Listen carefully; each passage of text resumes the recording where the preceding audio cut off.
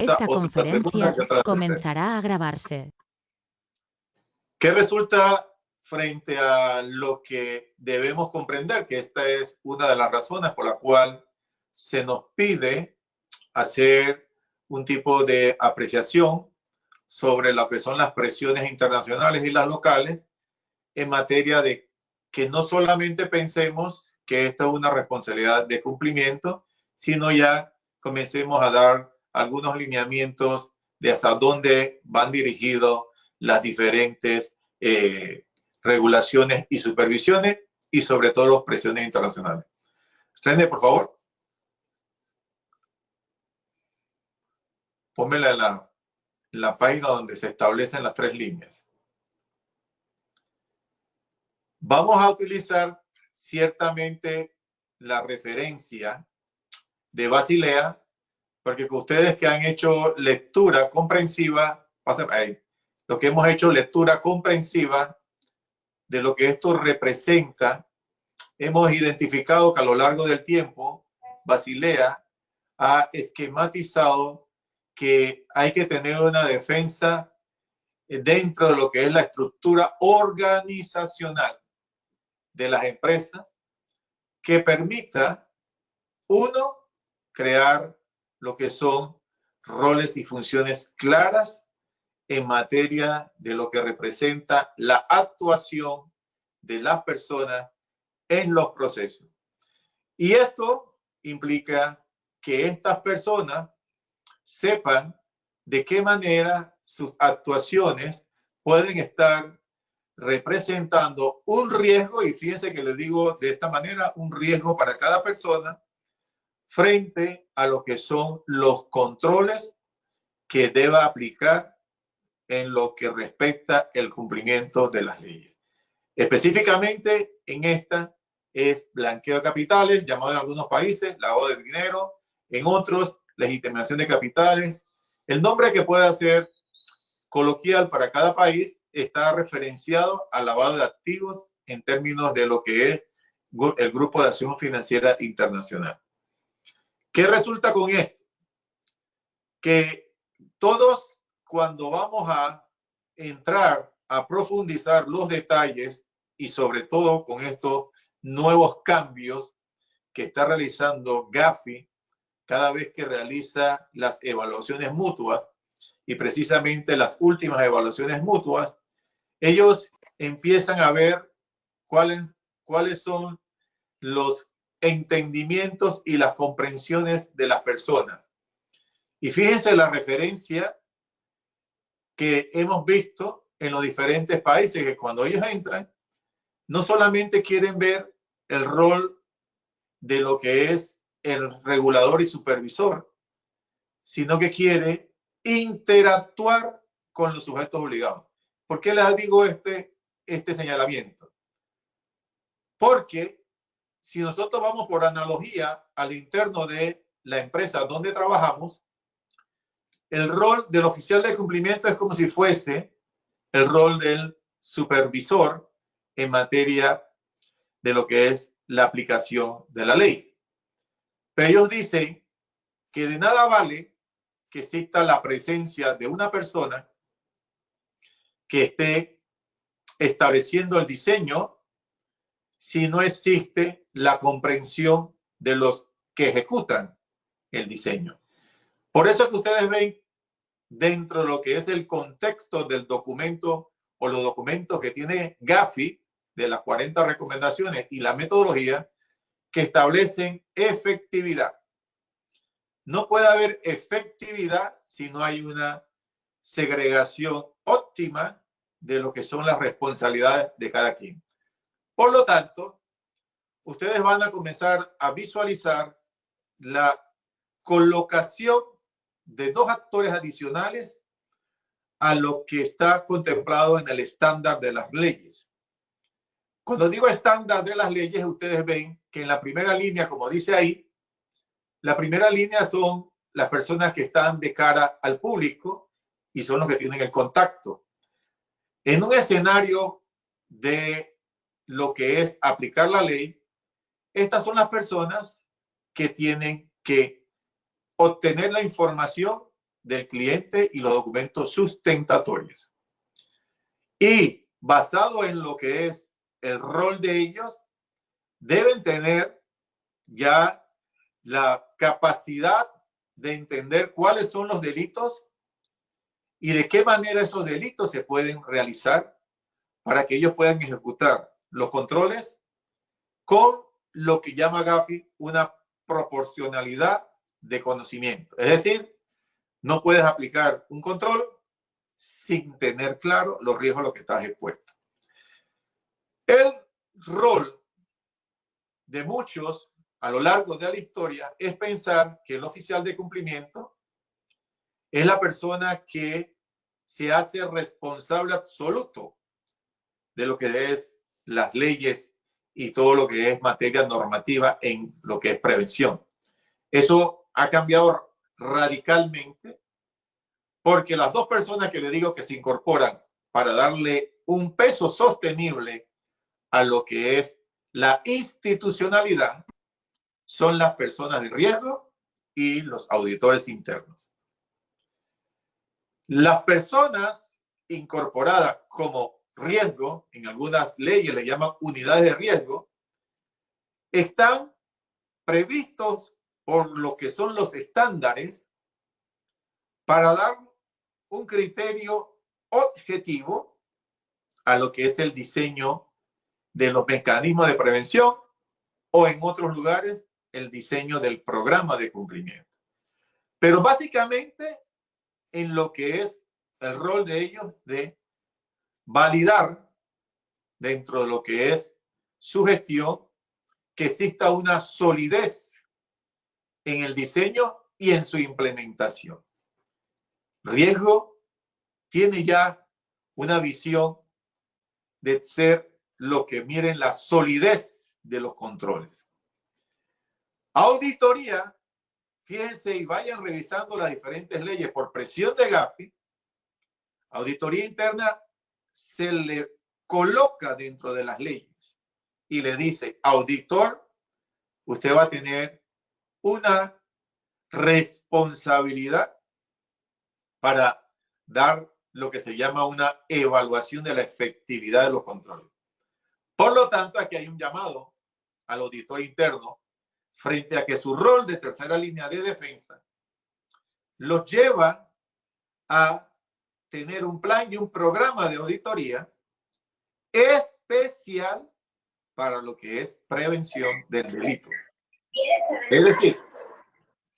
Es decir, que lo que representa sus planes y su programa, ustedes recuerdan que en la historia lo que más énfasis existe es aquello que es financiero.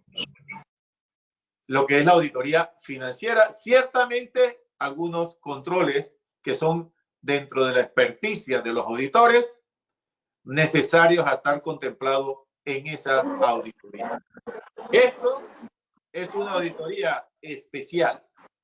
Por lo tanto, debe esquematizarse en el plan y en el programa como una auditoría especial. ¿Por qué razón tiene que tener esa condición especial? Porque ya te están colocando en la ley con un rol significativo de responsabilidad. Y recuerda por qué empezamos a señalar desde el título responsabilidad sobre las tres líneas de defensa. Recuerden que esta condición de lavado de activos es especial porque está llamado a prevenir un delito. Quiere decir que todos los que participemos en la cadena preventiva, porque nos vamos a encuadrar en la parte preventiva, no en la represiva, sino en la preventiva, todos en algún momento podemos ser llamados frente a la presencia de un caso. Se da un caso, los que son investigadores, llámese fiscalía y demás, podrán llamar a cualquiera de los actores que estén ahí en esa página, como ustedes ven, de las tres líneas de defensa. Pueden llamar a los actores que hayan participado en el proceso transaccional u operacional de un cliente, al actor de la segunda línea, esos actores que están ahí, también están prestos a ser llamados frente a las circunstancias de lo que haya sido el evento, y también los auditores internos por el rol que representa el señalamiento en la ley de evaluar la efectividad de los controles. Pásamela, René, por favor. Fíjense entonces que aquí empieza a desmarcarse algo muy importante dentro de lo que son los roles y las funciones. Procuremos estar claros cuáles son los verbos de actuación de cada uno de nosotros. ¿Por qué razón le hacemos el hincapié de estar presente frente a los verbos?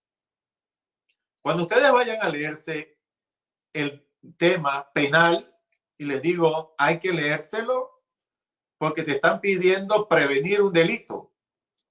Y tú no puedes quedarte solo con la lectura del programa de cumplimiento o los mecanismos de prevención si no está claro cuál es el evento delictivo que está buscando prevenir.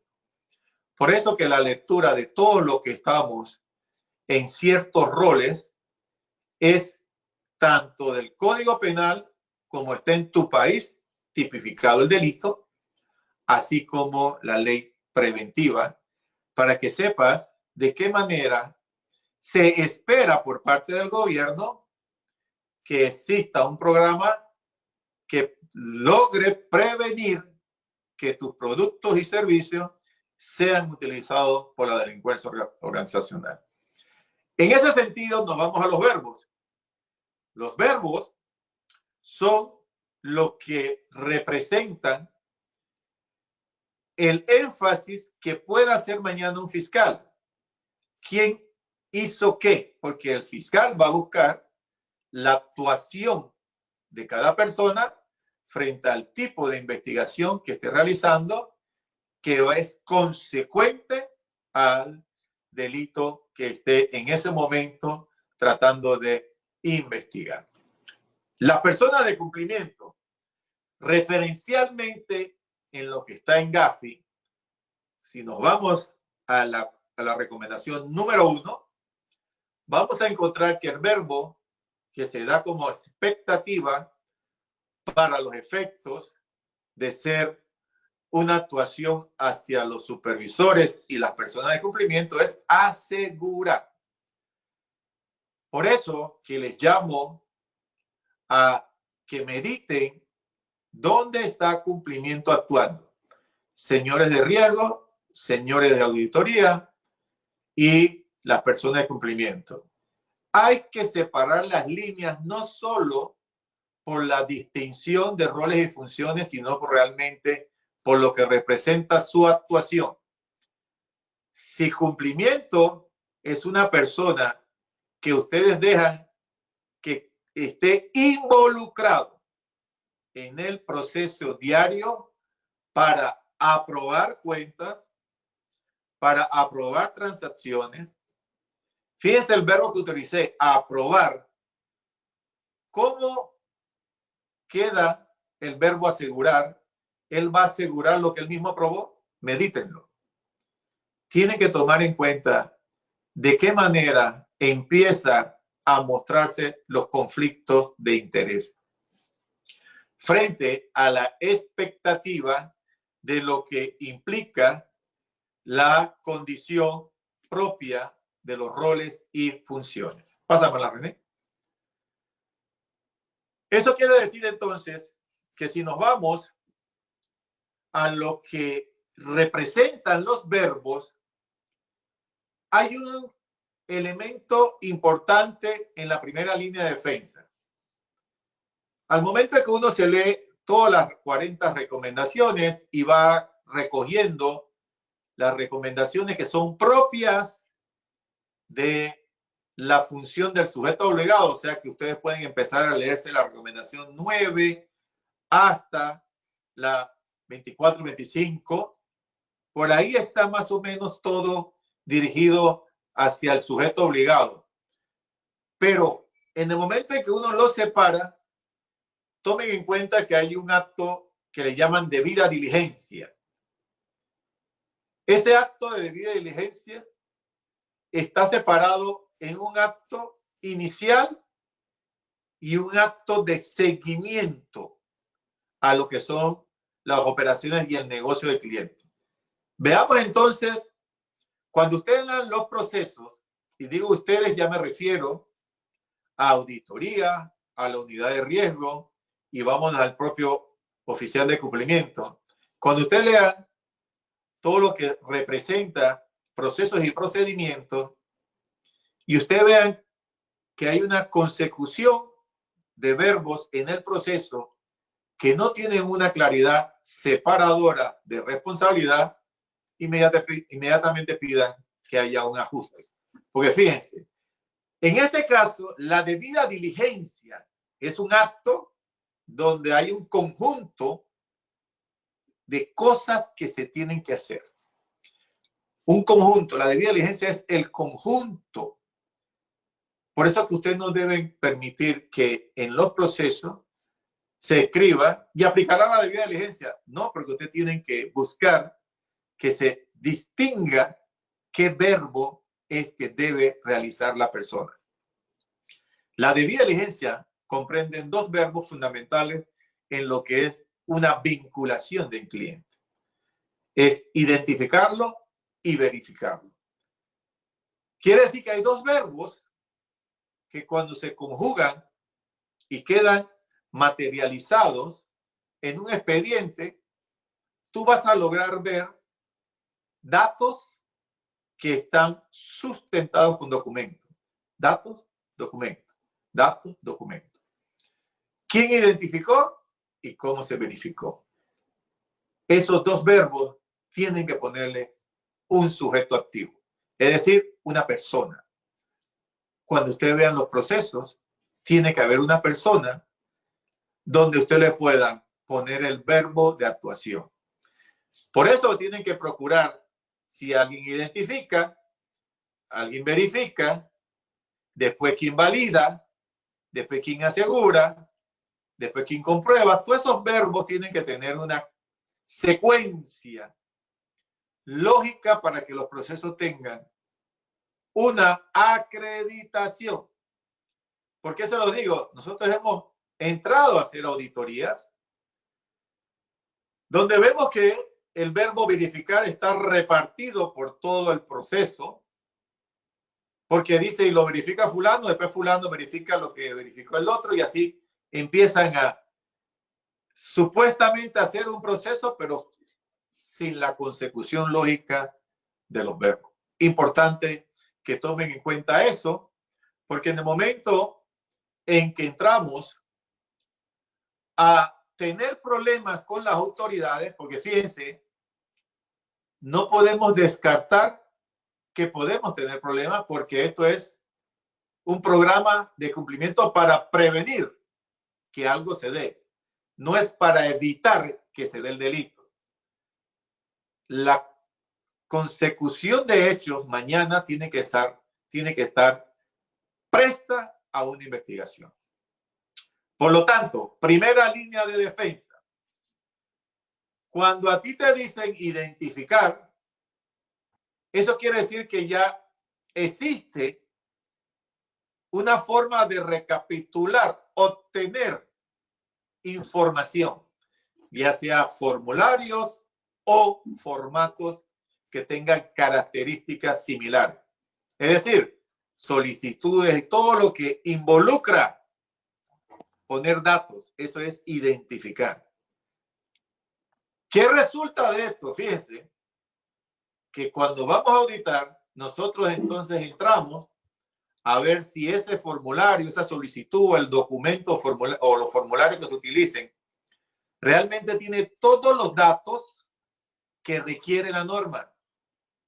En ese momento, nosotros estamos revisando para ver, cumplimiento diseñó el formulario, fíjense, cumplimiento diseñó el formulario apegado a la ley y las normas que le aplican. tiene todos los datos para separar, y fíjense aquí, para separar qué tipo de persona: persona natural, persona jurídica operativa. Anoten eso, persona jurídica operativa, porque cuando hablamos de persona jurídica tenemos que tener presente que hay personas jurídicas que operan y otras que son patrimoniales. En algunos países permitido, en otros no, pero en el estándar internacional existe. Aquellos que manejaron FATCA saben que nos referimos a personas jurídicas activas y pasivas conforme FATCA. También tiene que haber formularios específicos para lo que son fundaciones y fideicomisos. Quiere decir que el que diseña, que es cumplimiento, debe diseñar entendiendo los tipos de cliente que se van a manejar. El ejecutor de ese formulario es primera línea de defensa, es el responsable de introducir todos los datos acorde a lo que es el formulario. La verificación involucra un acto de importancia relativa. Vas a verificar lo que son los datos contra documentos fiables y de fuente independiente. Y aquí empieza a darse un elemento de importancia a la primera línea que está creando problemas de reproceso. Haces el acto de identificar y verificar sin lograr la recopilación completa. Eso ya es una falta. Y si te vas a la lectura de Gafi, Gafi ya te está llevando a que todo lo que es identificar y verificar sea antes, no después, sino que sea antes de que se convierta en un cliente. Por lo tanto, tenemos que tener presente algo. René, pásamela, por favor. Que esto que involucra de qué manera se establece quién va a identificar, quién va a verificar, cuándo va a verificar. Fíjense que digo cuándo va a verificar, porque en la recomendación de Gafi establece que la verificación puede tener un periodo de aceptación conforme al riesgo. Eso dependerá de cada ley. Pero el que diseña el acto de cuándo se identifica y verifica es cumplimiento, pero te tiene que tener una orientación de integridad. Fíjense lo que le digo, de integridad de esas actuaciones, porque ya son actuaciones que van relacionadas a los procesos y los controles con la anuencia de riesgo. No es que le va a pedir permiso a riesgo, sino digo anuencia de riesgo para que sea una condición secuencial donde riesgo pueda adaptarlo a lo que es la gestión integral de riesgo. Fíjense lo que le acabo de decir, gestión integral de riesgo. Riesgo necesita esto que va a ser cumplimiento para lo que es, así es que la norma lo pide y esto es la manera en que visualizamos. Luego esto tiene que llevarse a una adaptación para, fíjense lo que le voy a decir, como algo rápido para los efectos de la presentación. Para que no haya conflicto de interés en la ejecución de a quién le vas a poner el verbo, no se cree otro problema cuando les estás dando sobrecarga de responsabilidad o controles claves a una misma persona.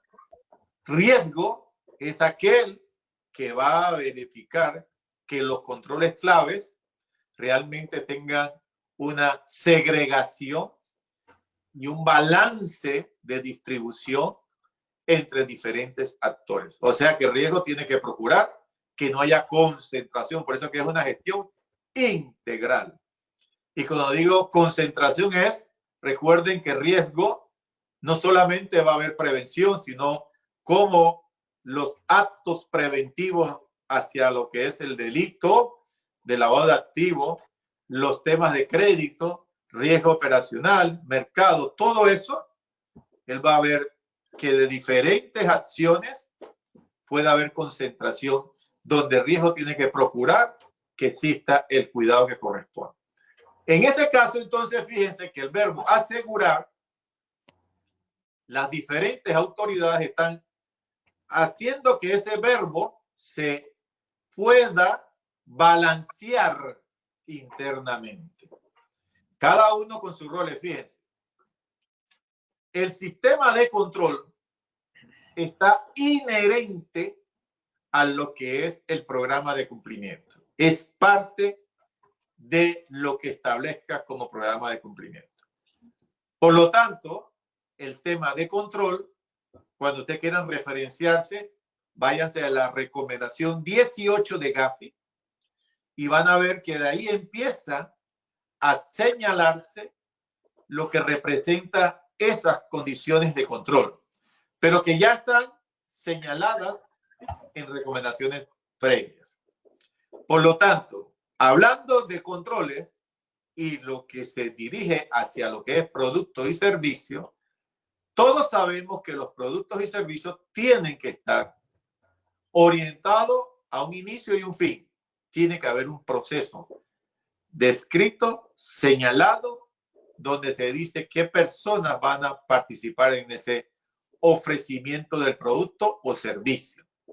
Esas personas son los sujetos activos a las que usted le van a poner el verbo de lo que representa este esquema preventivo. Esa persona, ese acto, lo analiza en primera instancia cumplimiento y le transporta a riesgo. Riesgo es un actor para la integridad de ese proceso con los criterios propios de cumplimiento. Fíjense hasta ahí que estoy diciéndole. Cumplimiento y riesgo son de la segunda línea de defensa que van ciertamente a buscar de qué manera existe la adecuación de lo que son los programas de cumplimiento al tamaño y complejidad de la institución. ¿Por qué resalto esto? Así está escrito en Gafi en casi todas las leyes. Al tamaño y complejidad. Está prohibido comprar manuales que vendan en el supermercado, que vengan cualquier persona y dice aquí te vendo un manual, eso no existe ya. Eso no es un manual de ejecución. Tiene que hacerse un manual conforme al tamaño y la complejidad. Usted tiene que esquematizar la secuencia de ejecución de todas las personas. Porque eso es lo que auditoría va a ver. Auditoría interna y auditoría externa, cuando representa la evaluación especial, va a mirar que los manuales realmente estén esquematizados en procesos, procedimientos que consideren el sistema de control, adaptando las políticas propias de la institución. Y lo que tiene que buscar el auditor es la presencia clara de roles y responsabilidades. Por lo tanto, cuando ustedes vieron la primera slide donde se ve la referencia de Basilea, ustedes ven que en la segunda línea de defensa aparece recursos humanos. Recursos humanos tiene una gran responsabilidad en esta materia, porque en función del diseño que establezca cumplimiento y que luego riesgo en lo que es sus verificaciones de solidez, podrán determinar con claridad los perfiles de las personas para ejecutar controles claves. Con eso, inclusive pueden llegar a determinar con claridad el programa de capacitación anual. Porque una vez que esté claramente definido lo que representa cada persona en la ejecución de los procesos para el ofrecimiento de productos y servicios, el programa de capacitación y entrenamiento va a estar claro. Porque cuando se van a leer todas las nuevas leyes en esta materia, ustedes van a ver que existen artículos especiales de capacitación. Y esos estilo de capacitación que se pide, dice que una cosa es capacitación genérica y otra cosa es capacitación específica. Cuando hablamos de capacitación específica es lo que corresponde a tu descripción de función. Por eso no puede estar separado. Entonces anoten eso, no puede estar separado. Que los procesos sean diferentes a lo que son las descripciones de funciones. Tiene que estar correlacionado. Tiene que existir una lógica en esa discusión. Pásame la página, por favor, René. Entonces, miren, ¿quién arropa todo esto? Riesgo, recuerden, riesgo, pásame la página. Riesgo, lo que va a buscar es solidez, acuérdense. Va a buscar solidez de lo que estableció cumplimiento. Si nos vamos a una secuencia, cumplimiento es la fuente de lo que va a agarrar riesgo. Ustedes están claros de una matriz. Imagínense una matriz que prepara o que se prepara para los temas de prevención. Tú vas a ver el proceso, vas a ver los eventos potenciales de riesgo, una columna, algunos lo llaman los factores de riesgo. Luego haces un cruce que interpreta el delito y los roles y vas entonces a ponerle un valor, que eso sería el riesgo inherente. Inmediatamente previsto eso, le vas a decir cuál es el control. Recuerden, el control tiene que ser proporcional a mitigar el riesgo. Eso es lo que el área de riesgo o la unidad de riesgo va a medir. Qué tan proporcional son los controles en materia de lo que implica el riesgo identificado. Por lo tanto, riesgo lo que va a tomar es cómo esos mitigantes están adaptados y están lógicos en la consecución. Auditoría, fíjense que mira para los dos lados. Mira si el diseño está adecuado al tamaño y la complejidad, si está contemplando todos los aspectos de la normativa y mira el rol de riesgo para ver si está haciendo los ejercicios para poder lograr ver la solidez de los controles. Entonces, recuerden, hay algo supremamente importante que tiene que estar previsto en estos tres actores. Cumplimiento y riesgo está en la segunda línea. Ya les dije que también en la segunda línea pones a recursos humanos porque no puedes manejar la lógica de los procesos de personas si recursos humanos no está anuente a la condición delicada que implica esto y poder determinar cuáles son actores o personal sensible. Pero otra cosa que se incorpora en esto es la parte de tecnología. La tecnología, recuerden que la tecnología no reemplaza al ser humano. La tecnología ayuda al ser humano a poder ser más eficiente con lo que son sus tareas y sus obligaciones. En el momento que nosotros incorporamos en el proceso aspectos de tecnología, las personas que son de tecnología, los que son de tecnología en cuanto a lo que es el software adecuado, la implementación adecuada y lo que involucra que existan software con la solidez, ellos también se convierten en responsables de lo que implica que de esa herramienta se mantenga óptima para hacerle frente a lo que es el proceso. Entonces, la segunda línea comienza a tomar cuerpo. La segunda línea, tomar cuerpo en cuanto a qué? Tenemos a cumplimiento, tenemos a riesgo, tenemos a recursos humanos y tenemos a las personas de tecnología. Auditoría, tercera línea.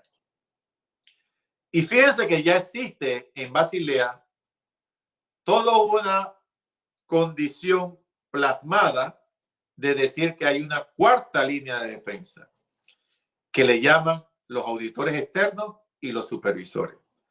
Porque también en este esquema se prevé y ya empiezan a ver riesgo. El riesgo es, se prevé que cualquiera de los actores internos puede verse involucrado, puede verse partícipe, ya sea de forma dolosa o de forma culposa.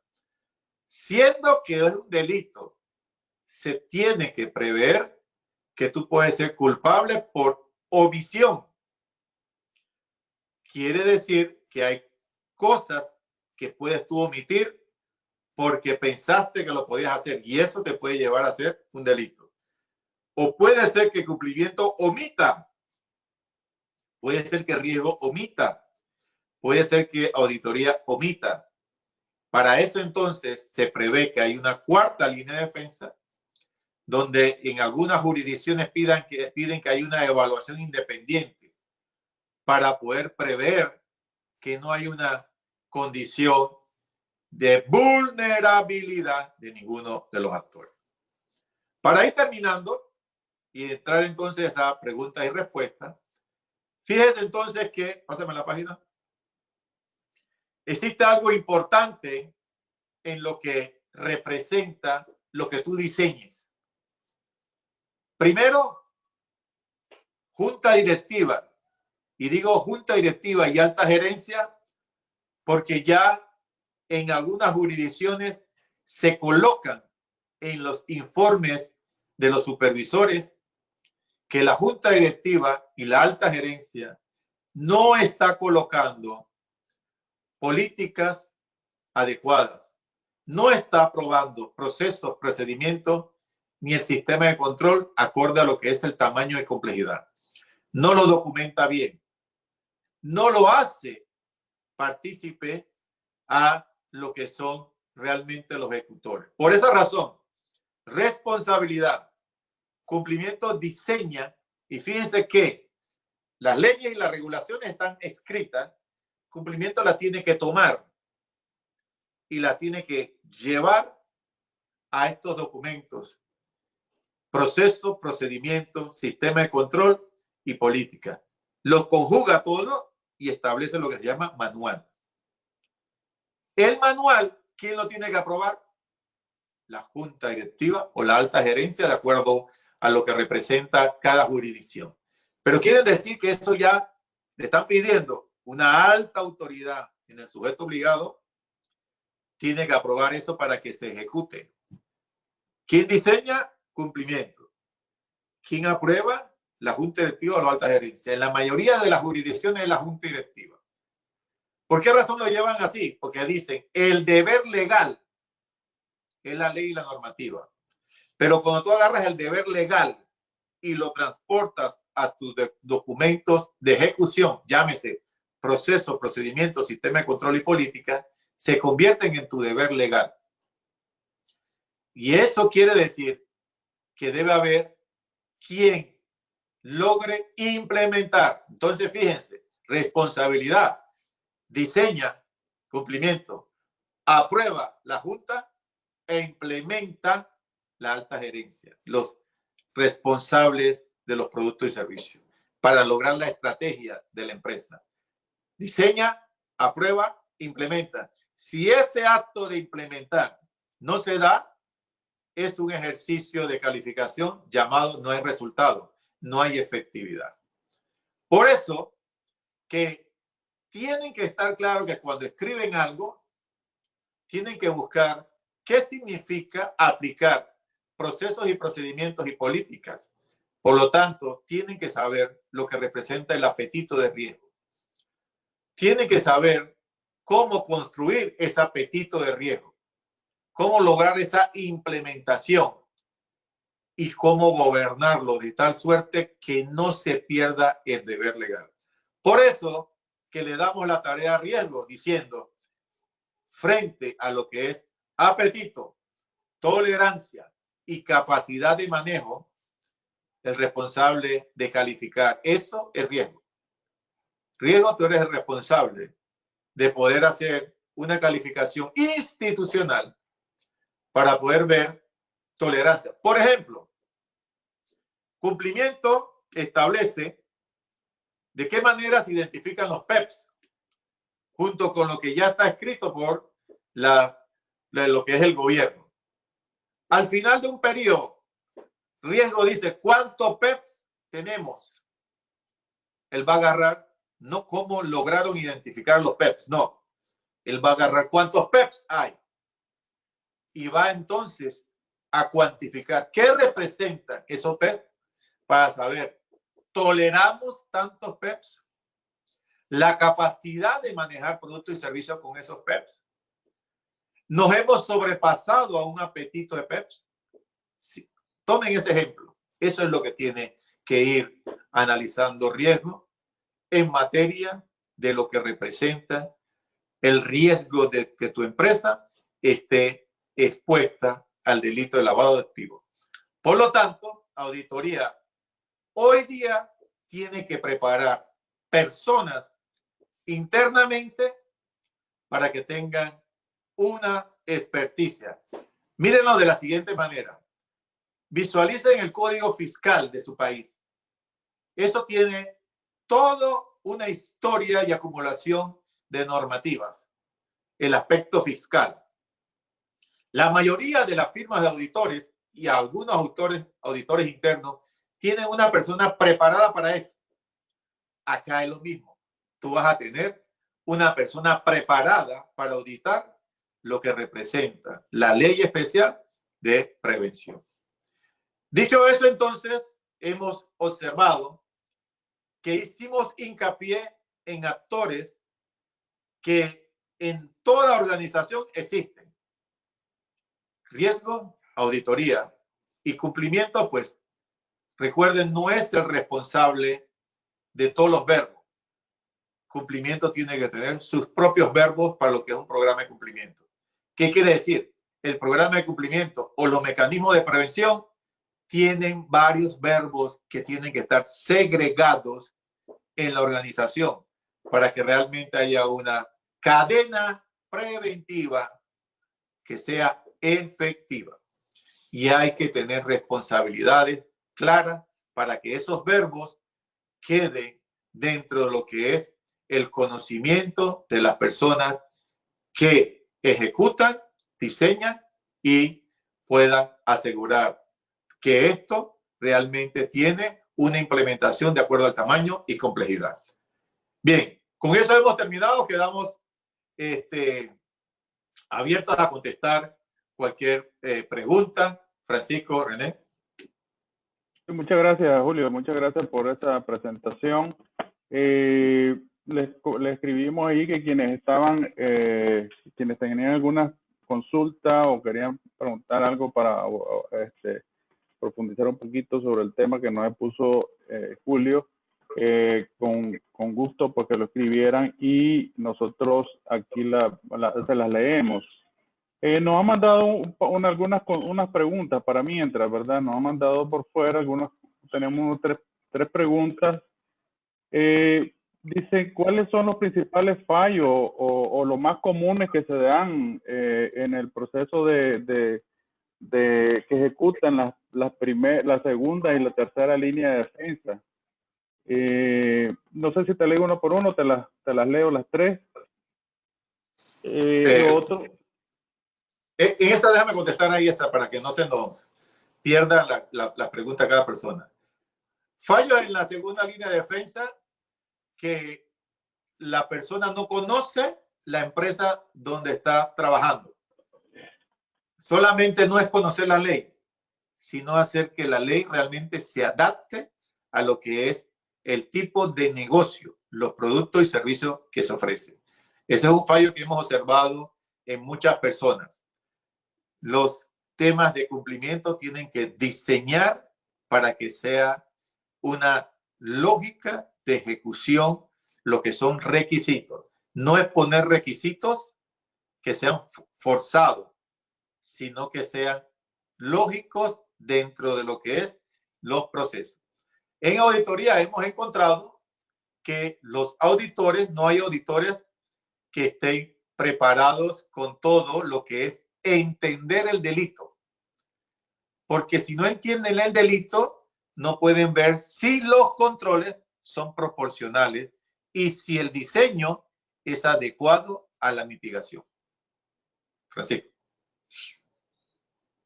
Ok, antes de pasar a las otras dos, aquí hay una que nos está haciendo Oscar Subuyú, discúlpame si lo leí mal. Dice, a su criterio, ¿qué perfil debería de tener el oficial de cumplimiento de una entidad financiera? Bien.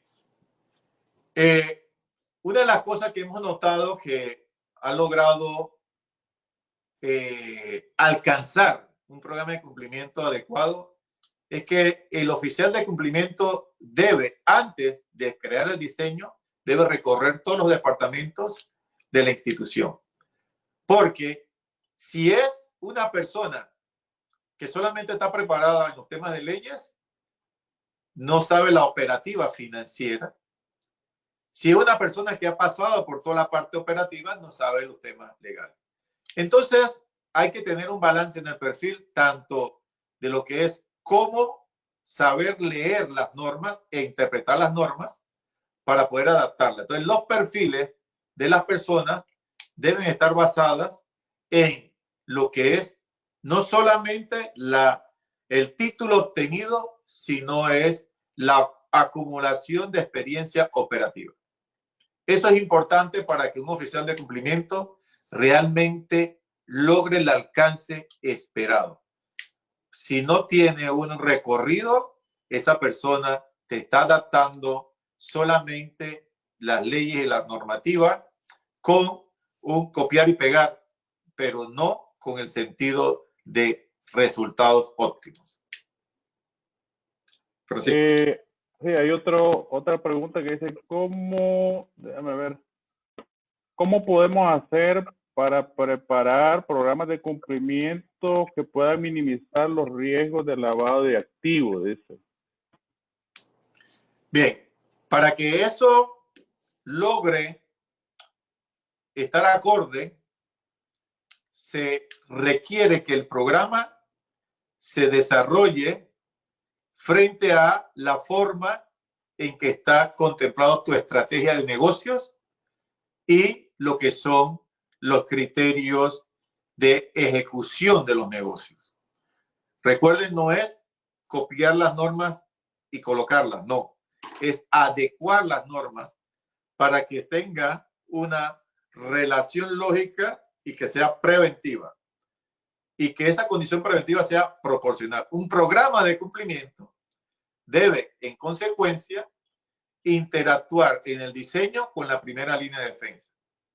A lo que hemos visto que lo han hecho de tal suerte que antes de poder ya dictaminar como un deber legal interno, hacen que las personas de más experiencia en la empresa puedan participar en lo que es el diseño para que el programa realmente tenga la lógica. Fíjense, involucrar a la primera línea no quiere decir que vas a ser flexible, no. Vas a lograrla que se adapte, porque tú no puedes ser flexible con la norma ya está.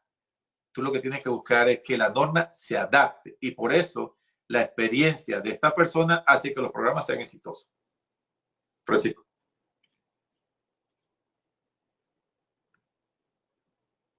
¿Aló?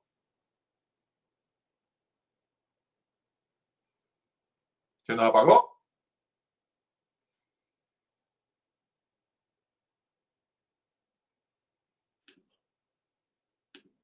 Está bien, yo le escucho bien. Sí, Francisco quedó fuera de señal. ¿René está por ahí? Sí, ya vamos con la siguiente pregunta. Dale. Dice, en una correcta administración de riesgos en materia de lavado de dinero y financiamiento del terrorismo, ¿cuál es el alcance que debe tener el auditor? Ok. El auditor lo visualizamos dentro de lo que es ver que el diseño realmente recojan todas las leyes y ver que existe una secuencia por el área de riesgo en ver la solidez de los controles. Es necesario que el auditor tenga una visión en su plan y su programa para poder ver lo que está haciendo cumplimiento y cómo se vincula en el análisis de riesgo operacional que hace riesgo. Entonces, el auditor tiene que hacer que se miren esas dos ejecuciones.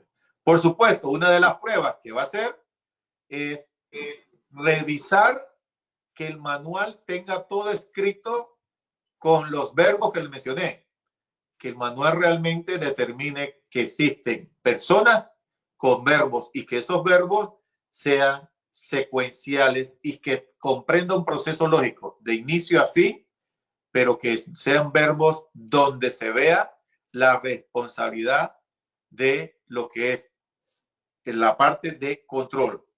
Pero recuerden, no solamente ve un control como está escrito, sino que tenga sentido lógico frente a lo que son los verbos para que no haya conflicto de interés. René. No sé si me escuchan. Francisco, sí, ahora sí. Ah, ok, disculpe, yo tuve un problemita ahí con el audio. ¿Cómo podemos mejorar nuestra competencia? Dicen por acá. Hay unas 3 preguntas más, ahí nos disculpan el tiempo que a lo mejor te estamos robando un poco más. Pero dice que cómo podemos mejorar las competencias, dice. Bien. Este tema yo lo discuto con todo el mundo porque una de las cosas que hemos observado es que los profesionales dejan de leer porque piensan que ya lo saben. Y eso está incorrecto. En esta materia estamos obligados a tener una lectura constante de lo que son señales de alerta, tipología, la manera en que las diferentes leyes están diseñadas y sobre todo tener capacitación continua. Estamos obligados porque somos prácticamente como cirujanos de lo que es la institucionalidad de prevención.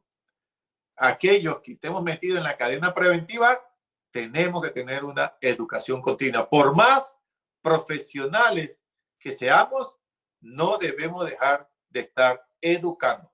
Por eso que es bueno que ustedes determinen qué es lo que debes establecer en tu programa anual de capacitación. Y una de las cosas que no deben descartar es cómo entienden el delito. Debe haber curso de capacitación al delito y cómo está contemplado la prevención. Pero tú no puedes solamente quedarte con la prevención sin entender el delito, porque estarías actuando solo con una visión. Tienes que ir con visión completa. Delito y prevención. Francisco.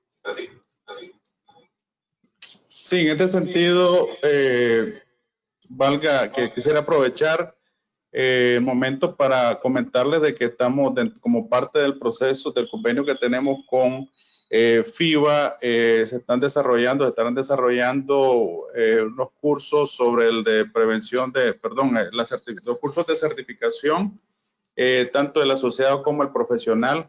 Esto se estará llevando a cabo en el mes de julio, creo que el 16 de julio es el asociado y el 21 el profesional.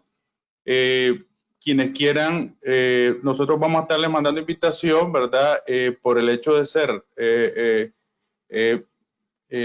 a través del, más bien hacerlo a través del link, a través de los institutos, hay un precio especial, un descuento de $200, ¿verdad? Del valor de la certificación. Lo dejamos abierto, pues, aprovechando la pregunta que nos hizo una de quienes nos estaban escuchando. Hay otras preguntas allí. Nos lo vamos a hacer un poquito rápido porque yo sé que el tiempo ya se nos está agotando. ¿Cómo lograr la gobernabilidad adecuada de la entidad involucrada en la prevención del delito de lavado? Dice. Por aquí está algo que está relacionado con cómo a su criterio debe considerar un auditor para evaluar la suficiencia y eficacia de las matrices de riesgo institucional. Y otra pregunta que nos hacen, En una correcta administración de riesgo en materia de lavado de dinero y financiamiento del terrorismo, ¿cuál es el alcance que debe de tener el auditor interno en la evaluación de los mitigadores? Julio, Sí, te dejo planteado para que pueda contestar. ok, perfecto. Vamos a tratar de poder decir algo para cada una en función de lo siguiente. Gobernabilidad. Tienen que lograr que exista una responsabilidad desde la más alta estructura de la organización. Hay que procurar que cuando se va a presentar la materia de prevención, se le establezca a los señores de la Junta un filtro previo diciendo si lo que está contemplado en el manual realmente reúne todo lo previsto en la norma y que está adaptado al tamaño y complejidad. Eso usualmente le debe corresponder al comité de cumplimiento para que realmente no se estén involucrando en algo que desconocen. Tiene que haber un experto de cumplimiento en los comités de la Junta Directiva que tienen que ver con las aprobaciones de esta materia. Así como ustedes han visto que la gobernabilidad frente a lo que es el estándar, los Sarbanes-Oxley, establece que del comité de auditoría tiene que haber un experto de auditoría, aquí tiene que haber un experto porque esto no solamente es leer, sino es saber lo que representa el riesgo del delito, tanto por culpa como por dolo. Entonces, la gobernabilidad, para que tenga un tema de carácter realmente de ejecución lógica, tienen que crear un tema de declaraciones de lo que están las personas aprobando o creando como deberes legales internos. La parte de lo que es la matriz institucional, la segunda pregunta que tiene que ver, eso es una estructura que recoge lo que es cliente, productos, servicios, canales, ubicación geográfica y un último renglón que tiene que ver con tecnología. ¿Qué se busca ahí? Esto es para riesgo. Riesgo, recuerda que tú vas a calificar qué tan expuesto estamos frente a lo que se está haciendo. Riesgo, acuérdate que tú vas a medir amenazas y vulnerabilidades en esa matriz institucional. Amenazas, clientes, ubicación geográfica. Amenazas.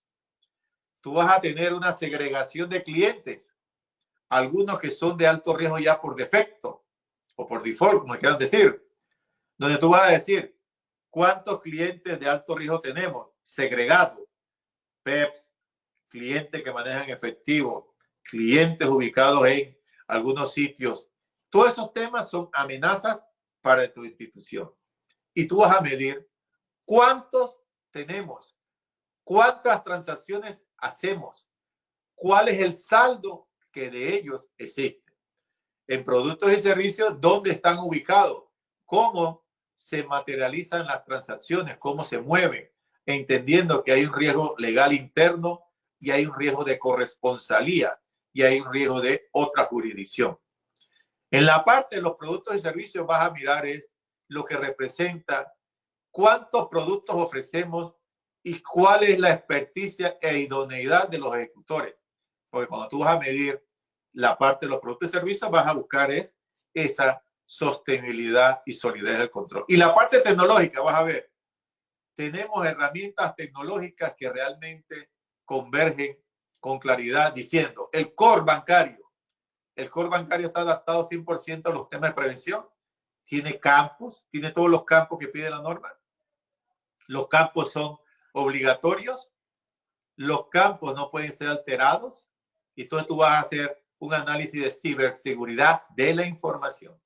Hoy día, si vamos a cambiar a la parte digital, tienes que darle mucho más énfasis a poder determinar qué representa eso en lo que es la materia de calificación. O sea que el riesgo tú vas a calificar es la exposición y sobre esa exposición de la amenaza y la vulnerabilidad conjugas para poder hacer una calificación. La última pregunta, Francisco, ¿cuál era? La tercera. A ver, ¿quiénes podían integrar el comité si se implementa un comité para la prevención de riesgo, quiénes podrían integrarlo? Ok, el comité de riesgo debe estar integrado por una unidad de riesgo con la independencia que se espera. Debe existir dentro de ese comité una persona que maneje la parte financiera y alguien que maneje la parte de prevención. Además de si tú manejas mercado, tiene que haber una persona que maneja los temas de mercado. ¿Por qué razón?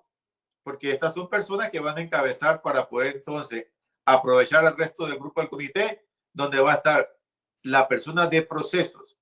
Tienes que incorporar a la persona de procesos o ser una persona invitada para que presente los procesos junto con recursos humanos. Tú no puedes estar alejado, riesgo, de lo que es personas de proceso y recursos humanos, porque al final son actores los que participan, y esto que se esquematice dentro debe haber una responsabilidad, y estos son dos responsables de importancia. Listo, Francisco. Ok, bueno, y la última pregunta, si cumplimiento regulatorio y de lavado de dinero y financiamiento terrorista representa un riesgo en las instituciones financieras, ¿no debería estar centralizada la responsabilidad de gestión de dicho riesgo en la unidad de riesgo como parte de la gobernanza integral de riesgo en las instituciones? Bueno, la historia nos ha demostrado que no, porque riesgo tiene que separarse del riesgo de tener a alguien que pueda cometer el delito. Porque la estructura organizacional busca que riesgo sea alguien que asegure que el cumplimiento lo esté haciendo con independencia, no con mandato. Entonces, si lo pones debajo de riesgo, se pierde la segregación de lo que se busca para asegurar que el cumplimiento lo esté haciendo bien, y riesgo, independientemente, logrará ese objetivo. Eso es lo que la historia ha demostrado, que por eso se tienen que separar, porque el riesgo se convierte en un segundo piso para observar a cumplimiento, y auditoría en el tercer piso para observar tanto riesgo como lo que es la persona de cumplimiento. Por esa razón es que no debe ser dentro de la misma unidad, porque se pierde lo que se busca en este sentido. Listo, Francisco. René. Ok, muchas gracias. Bueno, Julio, muchísimas gracias por esta excelente exposición. Esperemos que no sea la última. Sé que esta es la primera de varias actividades que vamos a desarrollar en conjunto con FIBA. Y estaríamos, como le decíamos en la presentación, Julio es el capacitador y desarrollador de contenidos, ¿verdad? Sobre temas de prevención del lavado de dinero, y también es profesor de las certificaciones que hablamos anteriormente. Entonces, seguramente vamos a desarrollar algunas otras actividades. Te agradecemos, Julio, por tu participación, y también a todos los que nos acompañaron el día de hoy. Los invitamos a estar pendientes para los próximos eventos que estaremos desarrollando, tanto en esta materia, porque es muy importante, le vamos a dar bastante énfasis. Por eso hemos conversado con FIBA para desarrollar varias actividades, y como también de otros temas sobre gestión de riesgo integral y prácticas de gobernanza y auditoría interna. Muchísimas gracias entonces a todos, y que tengan un excelente día y una excelente semana. Que estén bien. Muchas gracias. Gracias.